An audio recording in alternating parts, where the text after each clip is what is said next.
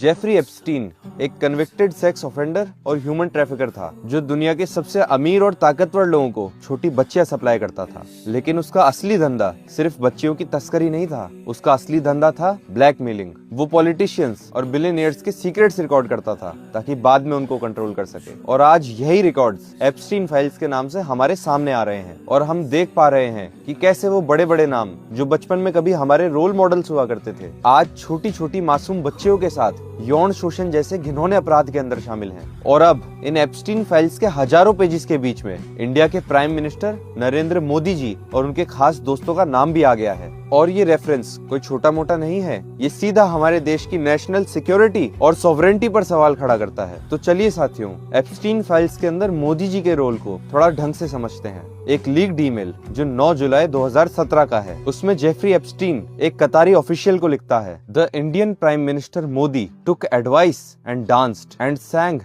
in Israel for the benefit of US president. It worked. इसका मतलब समझ रहे हैं आप? एप्स्टीन कह रहा है 2017 में पीएम मोदी जी का हिस्टोरिक इजराइल विजिट, जिसे देश के मासूम नागरिक एक मास्टर स्ट्रोक मानते थे, वो एक सेक्स ऑफेंडर जेफरी एप्स्टीन के एडवाइस पर था। और सबसे शर्मनाक line, for the benefit of US president, मतलब हमारे प्रधानमंत्री नरेंद्र मोदी जी 140 करोड़ लोगों के रिप्रेजेंटेटिव क्या डोनाल्ड ट्रंप को खुश करने के लिए इजराइल गए थे? क्या एक कन्विक्टेड क्रिमिनल एप्स्टीन हमारी फॉरेन पॉलिसी चला रहा था? अगर हमारे पीएम एक सेक्स ऑफेंडर से एडवाइस ले रहे हैं तो विश्व गुरु होने का दावा कैसा? लेकिन बात यहीं खत्म नहीं होती है। कहानी में एक और कैरेक्टर है, अनिल अंबानी। इन डॉक्यूमेंट्स में रिवील हुआ कि अनिल अंबानी 2017 से 2019 के बीच जेफरी एप्स्टीन से कांस्टेंट टच में थे। डॉक्यूमेंट्स सजेस्ट करते हैं कि अनिल अंबानी मोदी गवर्नमेंट या फिर दिल्ली लीडरशिप के लिए दलाल का काम कर रहे थे। वो जेफरी एप्स्टीन से रिक्वेस्ट कर रहे थे कि वो डोनाल्ड ट्रंप के एडवाइजर्स जैसे कि जेरेड कुशनेर और स्टीव बैनन से उनकी मीटिंग फिक्स करवाए।